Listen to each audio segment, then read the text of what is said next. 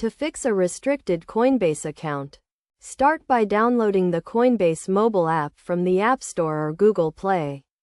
Depending on your device, search for Coinbase and select the main app to access your account fully.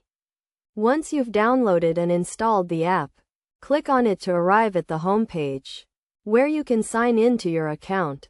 If you're unable to access your account, contact Coinbase support through the app or by typing it into your web browser.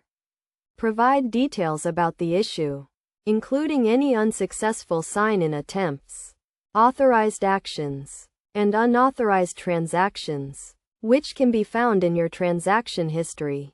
Also, include information about any compromised passwords, email, or two-step verification codes. If applicable, gather any information that may have led to the account restriction and send it to support. By following these steps, you should be able to resolve the issue with your restricted Coinbase account.